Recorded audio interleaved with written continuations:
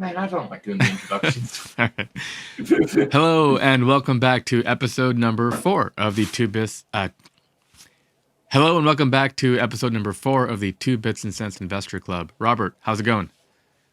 Doing good, man. How about yourself? I'm doing good, and you're looking good. Sounds like you got a new camera. We got new I microphones did and got stuff. We're got setting some, this got thing some up. new equipment, and we're ready to rock and roll here. So Wonderful, wonderful. So, if you're new, please consider subscribing. We are a channel where we talk about kind of what's happening in the news in the world of sustainable energy, EVs, and where there might be some good potentials for investing. Now, before we begin, as always, we want to just say this is for entertainment only. This is YouTube.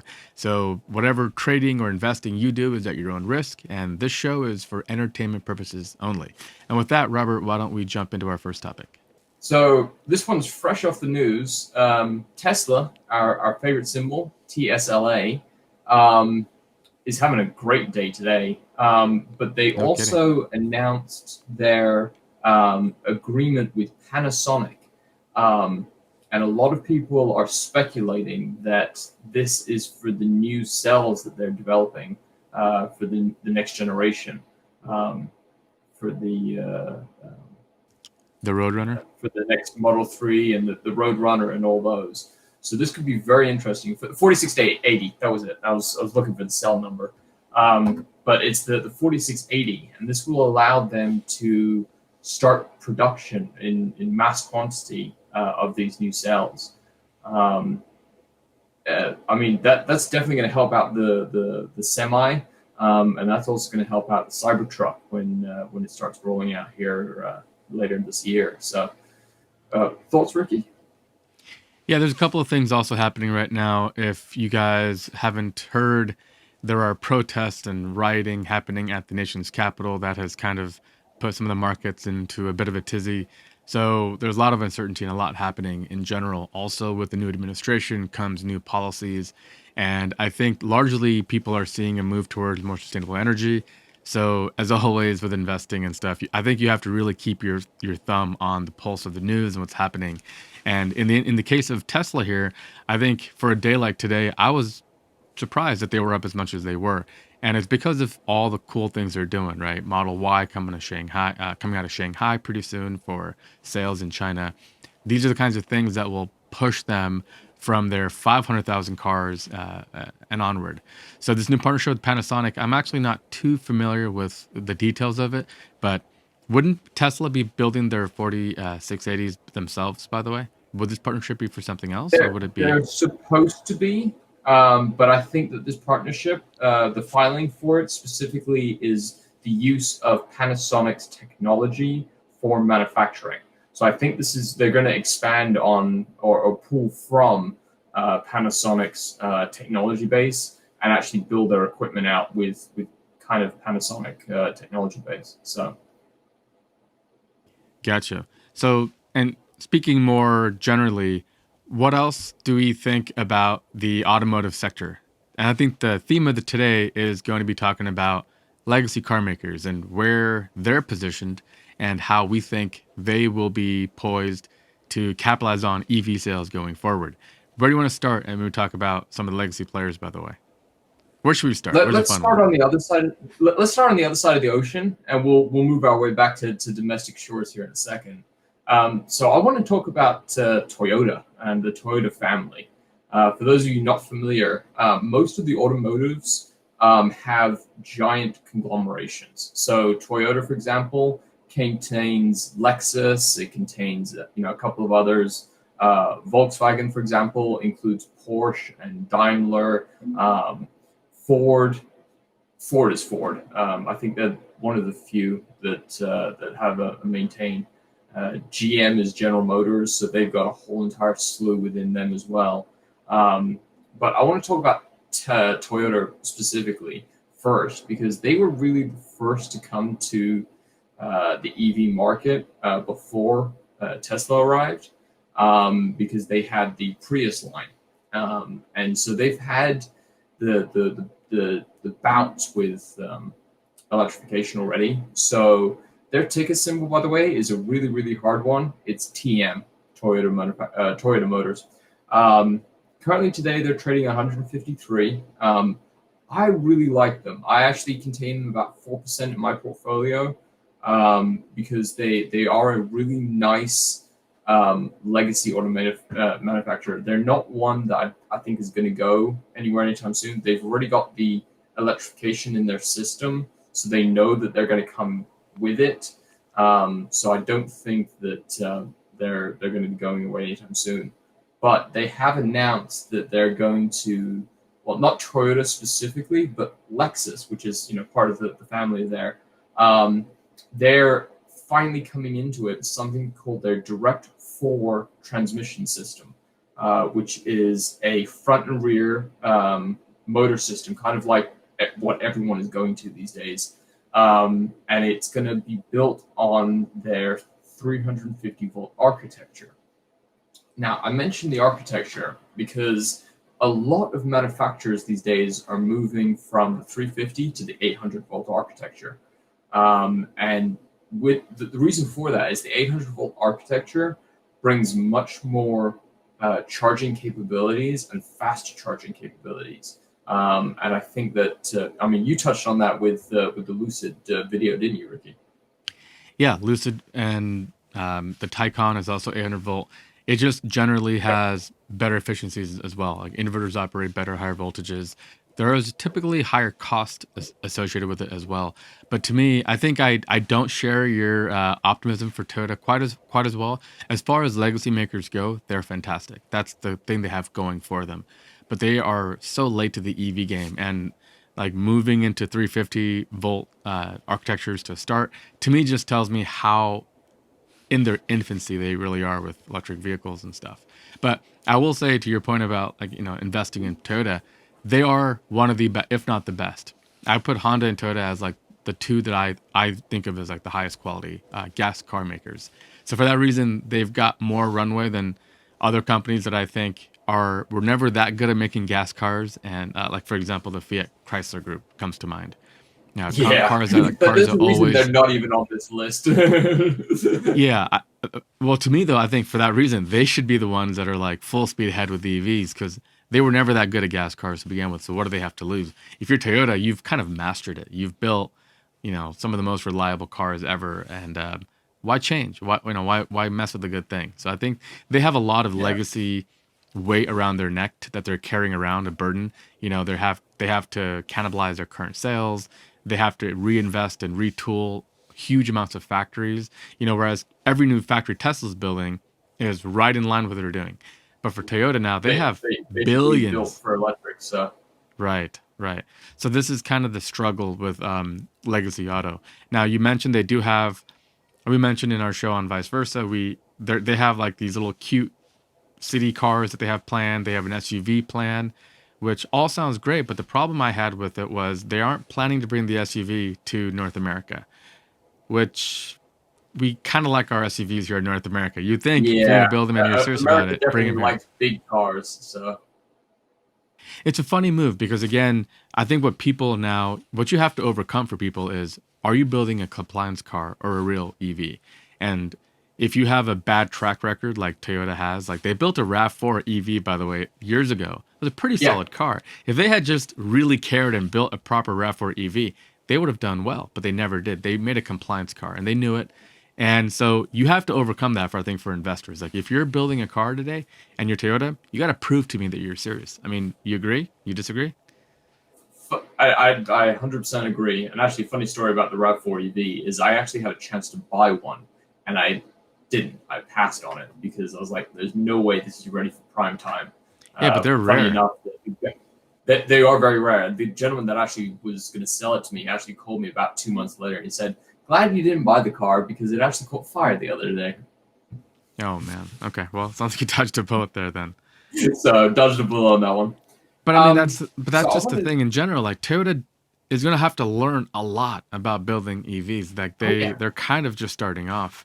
Um, it's a shame that they've waited this long. I think they're just so far behind at this point, and they're gonna figure stuff out very slowly, and all the while Tesla's not gonna be standing idly by. no, I don't think Tesla could stand idly by even if they tried. Um, But having said that, though, they do have a good grasp on it. I think they're just a little behind the eight ball. I don't think they're as far behind, but I think they're probably maybe 5-6 years behind the curve. Um, which is kind of a Not too lot, much right? further. In car terms, yeah, that's probably a good 4 or 5 seasons. But having said that, I think that they can flex their might, and I think that they can cut that break down to maybe 2-3 years to get to a comparable Model S or Model Y. I think they could. I think they could do it. The other problem, by the way, that I think Toyota and Honda are going to have is the Japanese government and like Japan in general is kind of all in on hydrogen. So for that reason, it's more of a doubt to me if they're going to be serious about battery electric or if they're going to invest in the hydrogen stack and go that route. So they have the I mean, Mirai, the which thing is, they actually said for the longest time that they would never do electric and they would only do hybrid. Sorry, the hydrogen. And so, yeah, it's really interesting now that they've changed that footing. But have they really changed it, or are they just playing games? So it's one to keep a yeah, lookout. I think that's it's probably one that we need to keep an eye on. As I said, I'm personally invested in them, so they're on my watch list daily. So yeah. that's there. I kind of do you remember like the HD DVD and Blu-ray wars or VHS Oh and yeah. Betamax? Yeah. I kind of feel like we're in that right now. Like if you told me that hydrogen fuel recharging stations were all around San Diego and it costs like nothing to fill up, yeah, maybe I'll go check out a Mirai, but it's the opposite. There's like one You can't in find them. yeah, and there's none where you live probably, and like they're all There in is. There's actually California. two Are here. there? Okay. There's two here. There's actually a 18-wheeler gas station that is actually hydrogen powered, but it's 150 miles down the road. So for me to actually go and fill up, I'm gonna have to burn half a tank just to go fill up and get back again. So And don't even then that doesn't even talk about the price. The prices are yeah. absurd compared to like what I paid to charge my electric car. So there's so much working against them at this point, and there's But even by the way, just the I just darker. want to throw this out, Ricky. How much are you paying per cents a kilowatt hour? Well, okay, you're gonna give me a hard time about this, but actually, it's not bad for my electric vehicle because I have a plan that allows me to charge my car between midnight. So I have to use all my energy between midnight and 6 a.m. and I pay 9 cents. And as soon as All right, 6:01 rolls I'm 12 around, cents. that shoots up to But 30 cents. Yeah. I could charge whenever I want, so I'm gonna come park my car at your house. How about that? fair enough.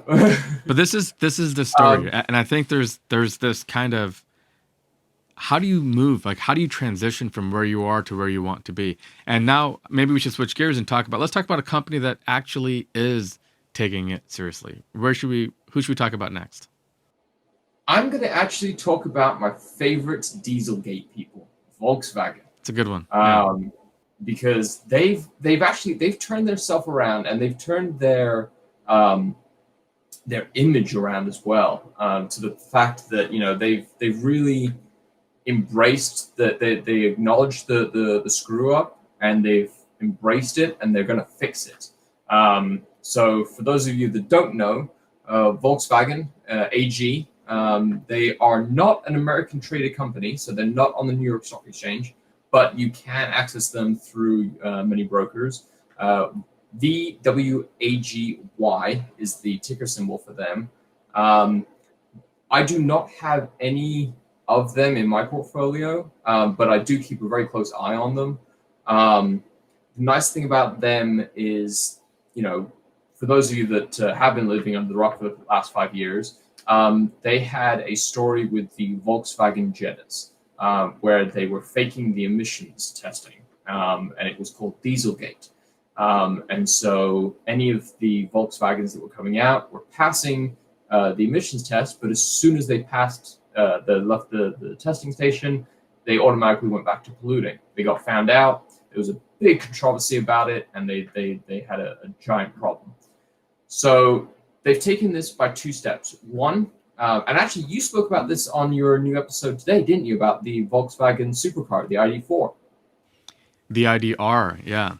IDR, So yeah.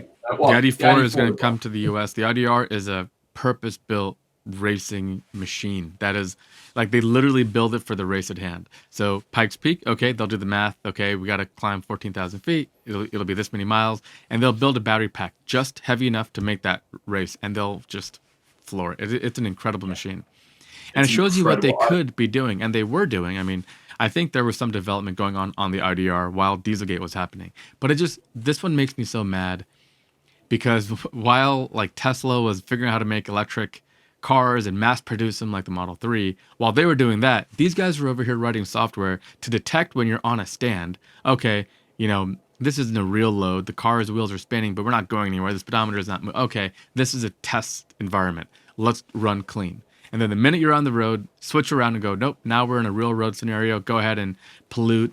And what made me really mad was they claimed their diesels didn't need any kind of urea additive, which everybody else had to. The Mercedes Blue Tech and the other diesel tech stacks of the day all required an additive in order to clean up the emissions by the time it got to your tailpipe. And just diesels just generally, as they are a little more efficient in terms of miles per gallon, they do pollute a fair bit more. And so they said, oh no, we got this great new thing that doesn't. I mean, the gall of it all. How did you think nobody would figure that out? That's the sort of thing that pisses me off to a point where I'm not only not an investor, I'm not ready to forgive them and to buy an EV from them, but I will give them credit. I think the IDR is just really cool. I'll have a link to my latest video talking about the rise of the ultra car, these new EV supercars. But the ID3, which is going to be on the other side of the pond, only in Europe, and the ID4, which is for the US and the North American market, seems really legit. And also their CEO, I think, is really on board, and he's really getting some support, I think. So I am optimistic, but as far as you mentioned you're not a shareholder, would you consider VW? I know you're a fan of Electrify America, which you can't invest in separately outside of VW, right? That's what I was actually going to bring up now. Was the result of Dieselgate was the fact that they did in fact create the whole entire Electrify America network as part of their promise to correct themselves. And so with that, I mean, you've now got a purpose-built infrastructure on the 800-volt architecture that is designed for fast charging and for fast environmental responsibility. I think that if Electrify America, definitely came to market, I would pick them up on an IPO, or maybe they're going to go SPAC, and maybe we can catch them on a reverse SPAC. But at this point, though, I don't see them. They wouldn't shed that business unit. I think they would keep them as a way of kind of claiming that they're on the right track or improving. What they did is they set up Electrify America, but they set it up as its own entity. It is not. It's not related to Volkswagen anyway. It's not in their portfolio. So yes, I would pick up Electrify America as an asset for an investment, but I would not pick up Volkswagen right now as a portfolio investment. Now, having said that, if they do bring out when the ID4 does come to the States later this year or next year, whichever it is, then I would consider maybe then investing in them and making that a long-term portfolio hold. Yeah, I agree. Things can change as well, though. Yeah. The nice thing about them, though, is, I mean, they're relatively a stable environment. They don't change that much. And so, I mean, you look here, their ticker price, I say that as I'm scrolling through the ticker price. They're roughly, I mean, for the past 6 months, if you look here, they've consistently stayed about the 16 to 18 mark. How's their 5-year window look? So their 5-year window looks pretty much about the same.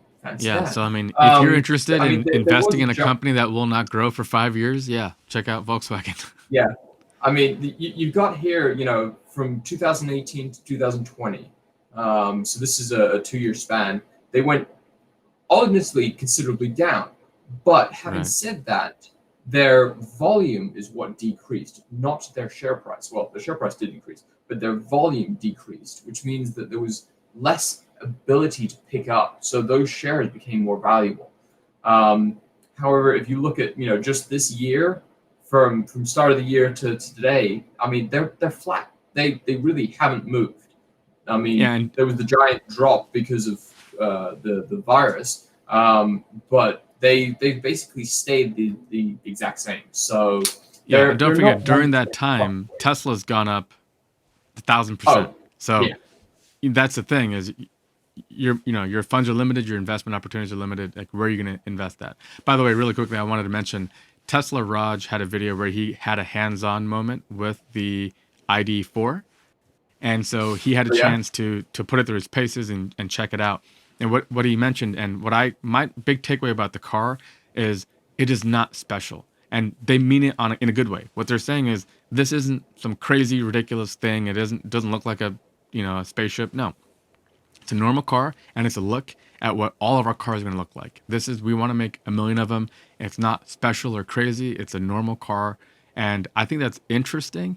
But I think what Tesla's doing is even better, which is this is very much a special car.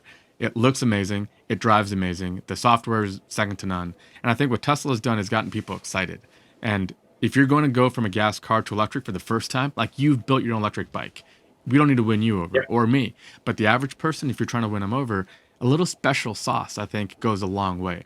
So the first thing I think is people are going to go, okay, I'm in the ID4, great car. It has 200 miles of range. That's all fine. Kind of the cheap, it kind of feels a little plasticky, feels a little cheap. And by the way, the infotainment system was incredibly laggy from the reviews I've seen. And people will tell you that it's pre-production, things can change. But I've been in other Volkswagen cars; they're always super laggy, right? So it's one of those things where VW's been building cars for decades, right? How can they not just make a really nice, responsive UI? How come Tesla figured it out like on their very first car? And this is kind of the same feeling Well, I had so about I Apple. mean, it's a perfect segue to the next one, which is Ford. Ford's infotainment center is amazing. Their Sync 3, and ultimately the Sync 4, which is going to be their next version, is incredibly responsive. Even back on Sync 1, when the original Sync came out, about 5 years ago, I think it They was. partnered with Um, Microsoft, right? they Yeah. partnered with Microsoft, and they used Microsoft Touch technology, and they did an amazing one. By the way, Microsoft is ticker symbol MSFT. I do hold stock and holding in them. They're about 1% of my portfolio right now. Um, but I mean, they're so ubiquitous that I don't think anyone doesn't have them at this point. Um, Yeah, they had but a really nice Ford, spike when the new CEO came in, but they've been pretty stale for a little while. they've been pretty stale. I don't see them moving around. They're one that if you want to park it somewhere for a long term hold. Um, Actually, what are their dividends? Do you know what their dividend yield is? They're not top of class or anything. AT&T, Verizon, some of the One telecom percent. companies are my go-to. 4%? So 1%. 1%, yeah. It's still kind of a tech growth company, even though they're not really. Some of these companies like Microsoft have a hard time admitting that they're kind of a dividend company now, that they should kind of, Yeah, pay their investors back. But I think in the next couple of years, they will increasingly accept their role as a dividend company. yeah. Um, but Ford is the one I really want to talk about. So two things first. One, I do holdings. Have holdings in Ford. Ticker symbol is just the F, the letter F. They're on the New York Stock Exchange. Really cheap. If you want one to get into and hold, $8.84 as of this afternoon. They're they're pretty stable. They're not ones that are going to be jumping around a lot. In fact, right now they're kind of on the downswing. So it's even better opportunity to pick them up.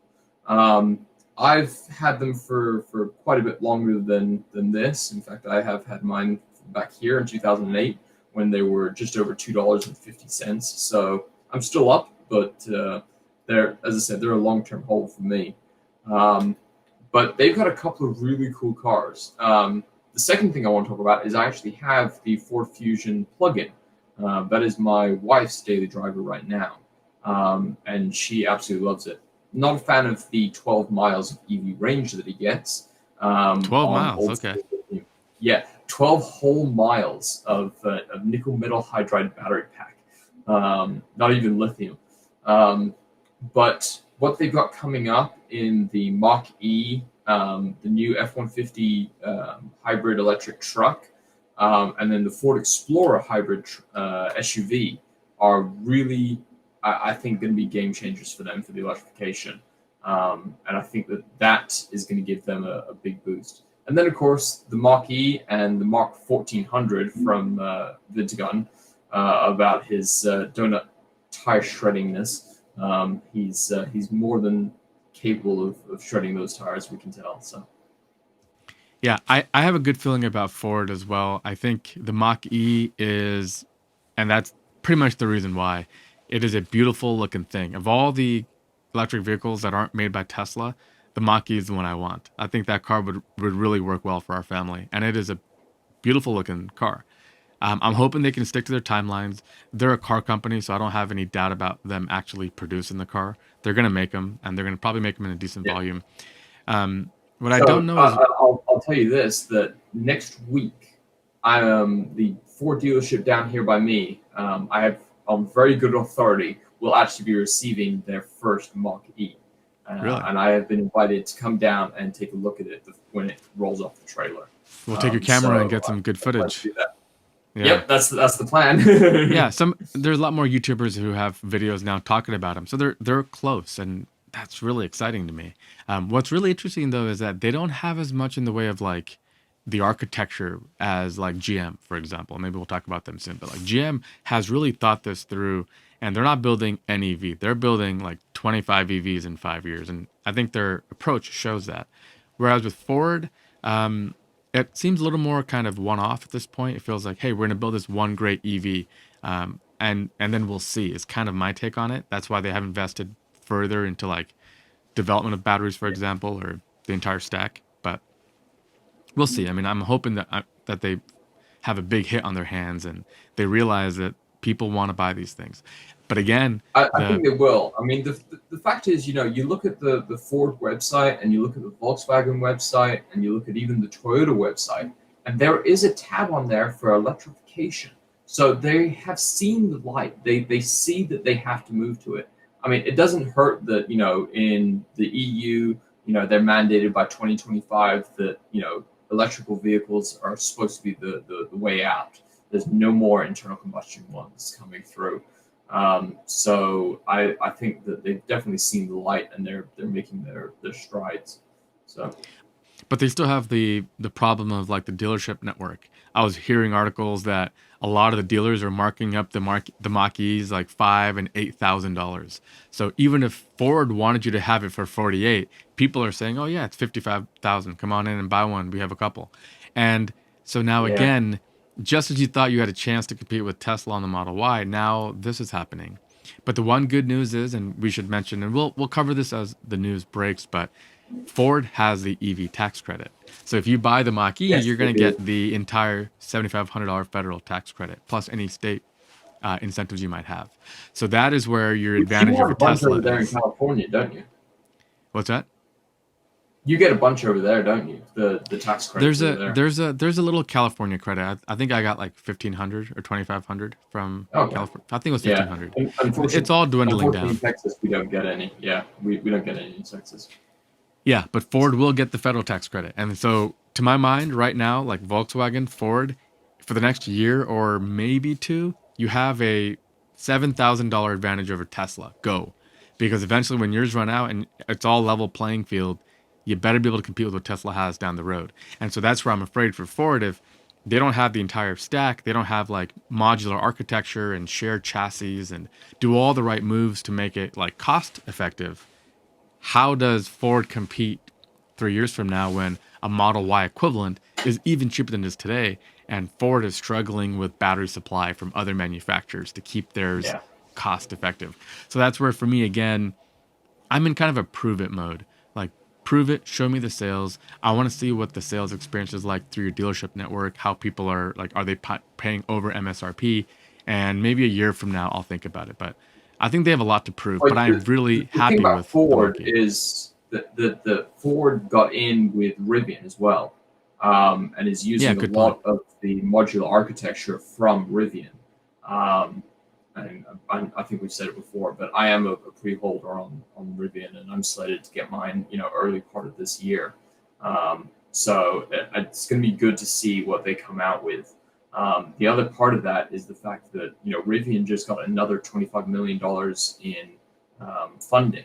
So that money is going to go to the Rivian R1T, which will effectively dwindle down to the F-150 truck. It's going to be nice to get that great architecture out of them because they can use that to build what they need. And hopefully that'll roll over the R1S, the Rivian R1S, which is the SUV, will roll over to a fully electric Ford Explorer, which I think is definitely going to be helpful for the market as well. So, as I said, I mean they're good hold. I like them, and I like where they're coming. So let me ask you, if you're a new buyer and you're thinking about buying an electric vehicle, I think you're probably a little more progressive in that front than other people. But would you be more comfortable buying it from Ford or GM or Toyota, Volkswagen, an old legacy maker? Or would you be more excited about buying it from a new company altogether, like Rivian, for example? I'm kind of curious, right? If this is a new tech, So which one would you I mean, would you lean? I can answer this because my folks are looking for a new car, and my folks have been diehard Toyota people since we landed here in the States about 20 years ago, and of course they went to Toyota. They took me with. Me being the electrification friend that I am, I looked at it and I was like, I don't see anything here that really grabs me. There's nothing, yeah, I can get a Prius, but who wants a lunchbox on wheels? We want, something that's actually, incredibly fast, incredibly, efficient. And so we actually went down to there's nothing out there right now that's, available that you can get as a good vehicle. But when there I is, think like when there is a comparison, like Toyota has nothing, you what, can't buy a what Toyota. But when yeah, there's like a VW and Rivian, for example, right? You have a legacy guy who's trying a new car that is electric, and then you got a brand new company that has never done anything but electric. Which one I think you're going to does? find that the legacy is going to take off because of the fact that they have the name recognition behind them, and that's what it's all going to boil down to: is name recognition and actually being knowing what they've got in their past and what they can provide to the future. You go anywhere on the streets and you say, "Hey, I got a Ford, it's got an issue," or "I got a Volkswagen, it's got an issue." You can go into any dealership and they're going to know how to fix it. You go to a Ford dealership and say, "Hey, my Rivian's broken. What do I do?" They're going to be like, "A what?" That's a So good I mean point. that So that's the that's dealer where network does have the they're going repair to have part a as well.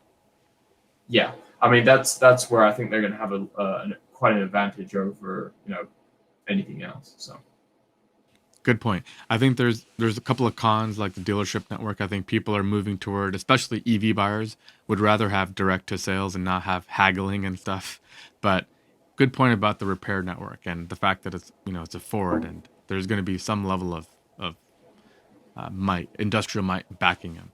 I yeah, am kind of curious and about that's that. why But I there's think something that cool though I about think oh yeah, don't get me wrong. There's absolutely something amazing about I drive a Rivian. I mean, it's like back in the day, right. I drive a McLaren or I drive, a Porsche or, any of those. I mean, at one point in time, you could say I drive an Audi and people were like, oh, that's cool. Or I drive a Ferrari. That's amazing. It's something like that. I drive a Rivian. That's awesome. I want to see it. Yeah. So, The biggest proud moment that I had for Rivian was when I watched The Long Way Up. Man, I was just so pumped when they met with RJ Scaringe, the CEO, yeah, and they kind of mentioned what we're doing, and he's like, you know what, we'll get a couple of prototypes built for you. We'll get it, and it wasn't even fully like fledged out. Like the center console had a bunch of like really like test bunch of production, buttons. It was pre-production awesome. button look. But you know what? They were like, go do this thing. They weren't all freaked out. And by the way, I don't know if you watched The Long Way Round, the very first one. They wanted to use a Yes. K&M bike, and K&M was like, "Oh, we don't know if you're going to be able to do this, and if you can't, we don't want you making our trucks look bad." And they were so mad, and they've used BMWs after that. So this Yeah. was a moment for Rivian. They're like, we're a young company. Like the last thing we need is like bad PR. If on a continent without charging, we don't make this thing work. But what do? They flew out there, they installed chargers, and they built these incredible trucks. And I think the only problem they had was when they backed up and hit this big rock and knocked out And broke one of the like air a trans. suspensions. Yeah. Yeah, I think yeah, exactly. So short of that, the things were incredible, and I just feel like these new companies are just way more hip, you know. Um, Yeah. and I that's mean, kind of it definitely is something to be said for, a fledgling company like that to be able to throw the resources at it and say, yes, let's do something like this. Let's go put a charging network in South America. Let's go put a charging network in Mexico. Let's go put it, on this trek, and let's at the same time give two prototypes that have never seen. Well, they've seen this environment, but not really in a big light, and let them go at it. So, I mean, awesome setup, and kudos to RJ and Rivian for everything that he did on that. So yeah, exactly. And if the show we mentioned is The Long Way Up, it's this incredible documentary series with Ewan McGregor and Charlie Borman, where they drive from the very southern tip of Argentina all the way to LA using electric motorcycles from Harley. From Harley. Again, how cool is that, right? And electric trucks uh, from I, Rivian. I think that's going to be our next episode. Is we're going to talk about electric motorcycles because I have some very deep thoughts on Yeah, especially Harley. if there's any going Um, public. yeah, it's not going That's to a good happen one. anytime Yeah, soon. yeah. So, So um, the one last but one I wanted to talk about is probably GM at this point. yep. And again, GM is a legacy maker that I'm actually pretty happy with. They had that big event where they kind of came out and said EVs are our future. And that alone is a huge statement. I mean, just think about what it takes for a car company like General Motors. When you have General in your name, you were like one of the first to do it. And they're So pledging like if they're you look pledging to here, go EV. oh yeah, I mean they're definitely pledging. I mean they've got a whole entire infrastructure set up that they're ready to go. If you take a look, their ticker symbol is GM. I mean not hard to go by. Currently trading at 42, 43. Um, Interesting, but again, it's kind of like Toyota and Volkswagen. It doesn't fluctuate much. I mean, they're currently, today trading at 42. 5 years ago, they were trading at 30. So a $12 a share difference. It's like a They month peaked of out. Tesla. Yeah, peaked out at 40, 46.71, give or take. But they also do have a $61 million market cap, so they've got a good infrastructure on it. But if you look actually at GM's website, um, you actually look at their electrification lineup, and this is what I do like about them is that they're all in. I mean, of course, they've got the Hummer, which I think we've all seen and we've all debunked that it was just a showpiece. I don't think it actually had any merit to it. Um, but they've got their new Ultimum platform and the new flexible lineup. I mean, that's just an incredible lineup right there for that battery pack system. To be able to have that skateboard chassis again and have that dual motor setup, they're going to be ready to go racing with that thing here, real soon. And they're all in on it. I mean, they've made the changes to the infrastructure, and they're going from onto everything that they need.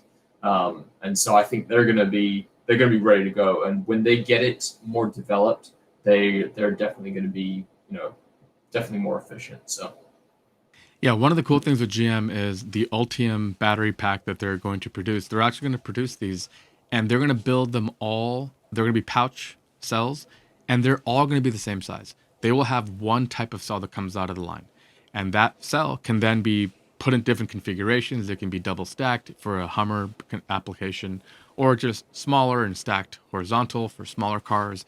But this one battery is going to power their entire lineup.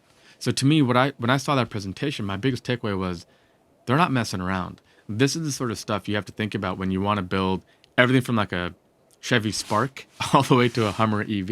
And I yep. think The Hummer EV now they've announced. I wouldn't be surprised if their next car is like a bolt, like a really tiny little thing, and they show you like, look, what we can do with this flexible architecture. And the reason why it's really important is for investors. If you're an investor in GM, if you're an investor in VW or any of these companies right now, how are your next couple of quarters going to look if you're spending all this money on EVs and stuff? So people are really making a pitch. That website you mentioned, by the way, that's really cool to see. I'm glad you brought that up. I wasn't aware of Yeah. just how much they were showing it. But to me, that tells you, look, here's what we want to do. It might be a little bit painful and we might stumble a couple of quarters because we're going to convert an old factory over to EV. And as a result, we'll have lower sales and higher expenditure, higher CapEx. So they have to make that pitch to investors. But I think the way you do it is by having a halo car like the Hummer EV. So if you have Yeah. the Hummer EV and you're able to capitalize on that excitement, well, now that's interesting because you've got this truck that people want. And that is how you get this ball rolling. So I don't want to squish on the Hummer EV because when they bought it out, it was a great gimmick, but it has been proven that that was just a prototype showpiece. I don't think they're actually going to come to production with it. I think everything that They I'm have reading on it, production. They have so when they had the unveiling in May, that was a prototype that never really existed. But they have them now. Like they have shown them off. Like they've okay, built a couple of them. And they're yeah, testing and stuff. I wasn't again to if Ford and GM says they're going to build a car, I'm not worried about it. They build 8 million cars a year or something. They'll build the Hummer yeah, EV. they'll build something. Yeah, but I don't know if I they're don't going to think build it's the 100 of same them point or that they 10 had. million of them. Yeah. But they will make Yeah, them, and they have made them. it's probably going to be that they're going to build maybe 100 of them or something. It's a limited quantity Well, that I they'll think run it'll out. depend upon raw battery supply chain, how far along they have their battery manufacturing plants built out. That's what'll depend on it. And this is where the gas companies like GM are a little bit afraid of EVs because when you build a gasoline powered car, you're not beholden to any limitations. Like go make 10 million of them. Like as long as you have aluminum and steel and whatever else you need, you can build cars. But when you're building EVs, Yeah, you are always supply chain constrained by how many cells you have. So for GM, yeah, the investment is not just in a factory to build a car; it's in the Ultium battery yeah, production line, and they're new to all this. So exactly. they probably have a ton of new jobs. They're probably trying to poach people from LG Chem and Panasonic to build this out. But now you're telling me I have to go build this factory to build a battery to then build a car. To a gas car company, that's not really a great deal. I think they see the writing on the Yeah. wall, but they're going to be dragged kicking and screaming. They're not going to go of their own volition, is my opinion. I don't think they're going to be drag kicking and screaming. I think they're going to go willingly, but they are definitely going to be probably a little on the slower side. But I mean, to the same battery style, Tesla for the first couple of years all ran the 18650s, and then we moved up to the 2850s. Was it 2860s? 2170. Um, 2170. That was it. And then now we're moving up to the 4860s. But I mean, we're definitely progressing in the battery side. So I think that with that GM wasn't the first to use a single cell through the lifetime. But I think that they're definitely the way that people are going to go forward is more and more using that single cell architecture across Yeah. the whole platform. Well, you could argue that Tesla hasn't because they went from an 18650, which was like an industry one, to a custom 2170, and now they're moving it again. So they have not just built one battery. GM thinks, and again, we'll find out. Time will tell. The Tesla story Yeah. is 10 years in the making. We know 10 years of data. For GM, time will tell. 10 years from now, you build 20 different models, and you come back and tell us if that one battery pouch size you agreed upon actually turned out to work for all your cars. By the way, a Well, little also, go ahead. now, a little extra, I think, because we're going to wrap up this episode pretty soon, is I wanted to talk about solid state batteries and maybe QuantumScape a little bit as far as an investment opportunity. And the reason why is I think the reason why GM is going with a pouch is the perceived ease with which they could convert to a solid state battery. So I'll save that to the end. You want go ahead and finish off your thought, and then Okay. we'll switch to that. I mean, to that as well, to Tesla's battery. I mean, they've developed the capacity And that's what gave them the ability to change up from, the only thing that was really out there, the 18650, to the 2170, which, kind of became the de facto standard for the world.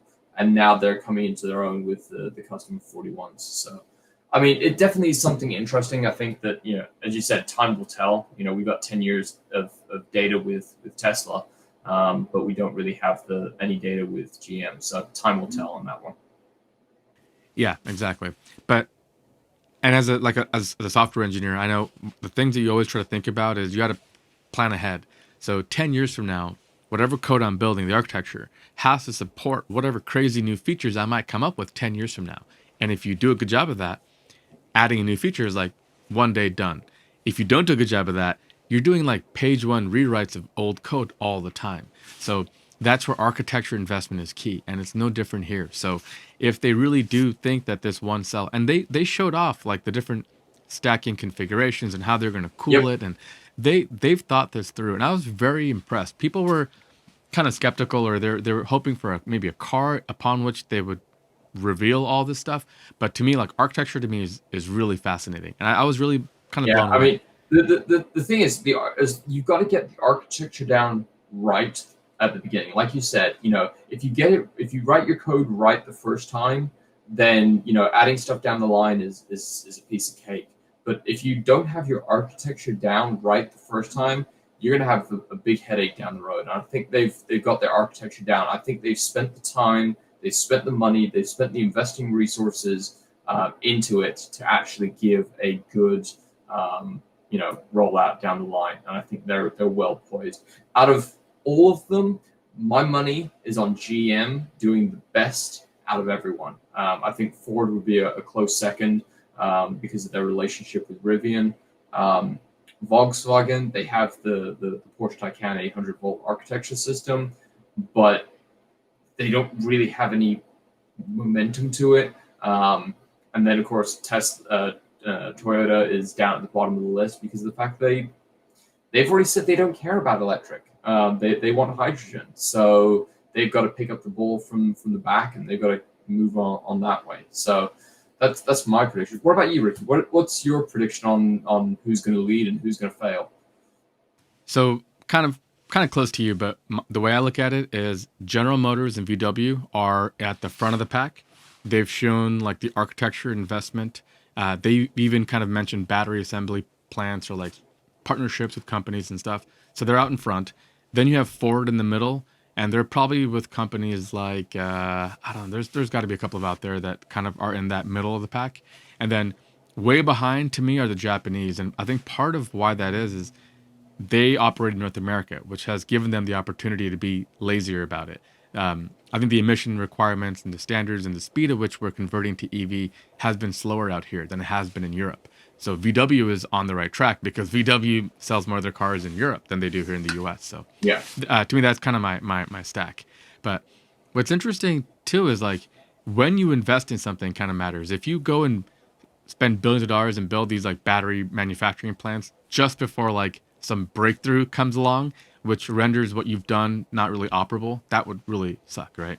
So like Yeah. to that point, the solid state battery is probably one of the next things that people are going to look at as like a big breakthrough in terms of like electric vehicle range and performance.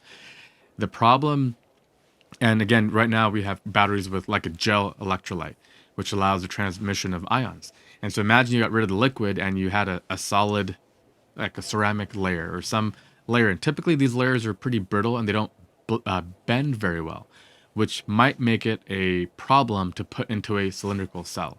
So could that be why GM had this? Because they actually mentioned that we have a solid state battery, which isn't that crazy. We have them today. The problem really is to be able to build them at scale and to be able to endure thousands of charge cycles. Currently, our solid state batteries kind of fall apart prematurely after that, and they're very hard to manufacture. And so there's a lot of challenges, and that's where like a company like QuantumScape, I think, should be its whole episode.